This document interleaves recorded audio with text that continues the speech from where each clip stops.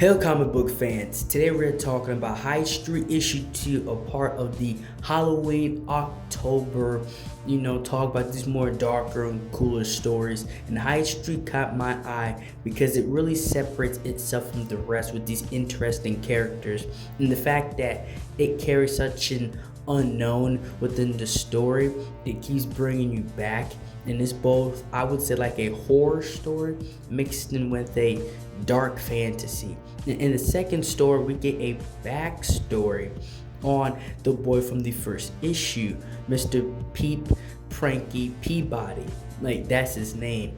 And he didn't really do well when he was a part of like the Boy Scouts. Not only did he end up killing everybody and burning down the place that everybody was staying at, his father only had one arm, so he really couldn't help him with much.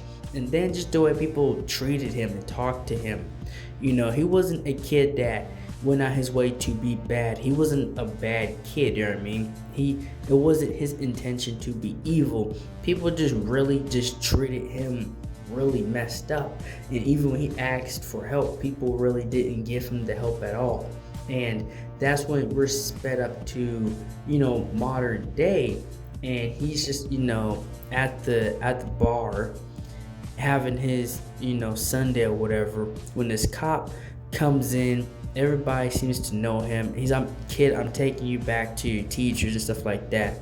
And this cop thinking that it's gonna be a regular day when he unknowingly walked on HYDE Street. And he's not exactly innocent himself, even though he's a cop. And the boy is slowly messing with him and telling him, I can see ghosts and talk to them and stuff like that. And that's when he replays this car crash, right?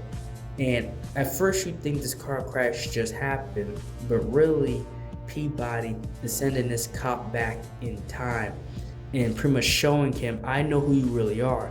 This cop is actually a serial killer, and he thinks he takes this boy out, right? He thinks he actually kills Peabody, and he goes about his day. He thinks nothing of it and goes to his mother's shack, and he's just there cleaning up evidence and stuff like that. Everything he has is there. Unknowingly, the boy comes back and he told the cops what this man did.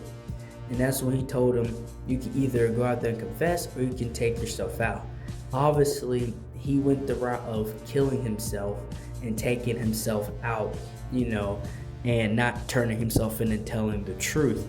And that's when he's met with the scorekeeper, and the scorekeeper tells him that you haven't been doing what I've been telling you to do, and now you have to make amends with the guy with the glasses, going back to modern times, telling him you haven't been doing what I've been telling you to do specifically. There are laws in place for a reason. And that will bring in the next issue of this series. And that's all I have for this video. Like, share, and subscribe for more. Thank you for watching.